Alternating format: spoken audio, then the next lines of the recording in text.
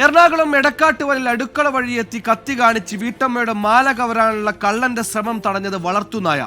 വീട്ടമ്മയുടെ നിലവിളി കേട്ട് ഓടിയെത്തിയ നായ കള്ളന്റെ നേരെ പാഞ്ഞെടുത്തപ്പോഴാണ് കള്ളൻ ഓടി രക്ഷപ്പെട്ടത്.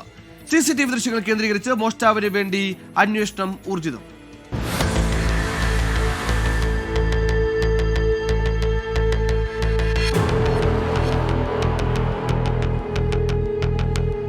കഴിഞ്ഞ ദിവസമാണ് എടക്കാട്ട് വയലിൽ അടുക്കള ഭാഗത്തു കൂടിയെത്തിയ കള്ളൻ വീട്ടമ്മയെ കത്തി കാട്ടി മാല കവരാൻ ശ്രമം നടത്തിയത്.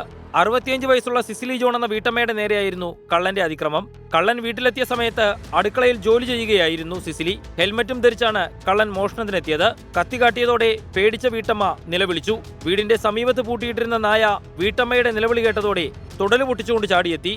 നായ പാഞ്ഞു വരുന്നത് കണ്ടതോടെയാണ് കള്ളൻ വീടിന്റെ മതിൽ ചാടി ഓടിയത്. വീട്ടമ്മയുടെ കരച്ചിൽ കേട്ട് ഇതേ സമയം വീടിന്റെ സമീപത്തുണ്ടായിരുന്ന ആളുകളും ഓടി വന്നു. ഞാൻ അവിടെ നിന്ന് ഇറങ്ങി വന്നിട്ട് ഇവിടം വരെ വന്നോളൂ.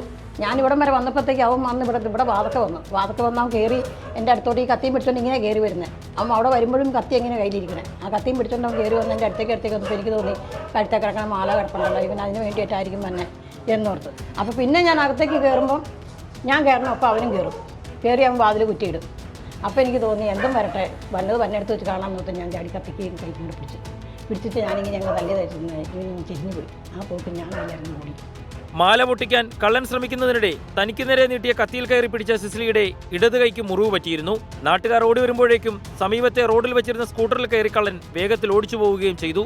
സ്വകാര്യ ബസിന്റെ CCTV ക്യാമറയിൽ നിന്ന് ലഭിച്ച ദൃശ്യങ്ങളുടെ അടിസ്ഥാനത്തിൽ മുളന്തുരുത്തി പോലീസ് വ്യാപകമായ അന്വേഷണമാണ് നടത്തുന്നത്. പ്രദേശത്തെ നിരവധി CCTV ക്യാമറകളുടെ ദൃശ്യങ്ങളും പോലീസ് പരിശോധിച്ചിട്ടുണ്ട്. പ്രതിയെ ഉടൻ പിടികൂടുമെന്നാണ് മുളന്തുരുത്തി പോലീസ് പറയുന്നത്.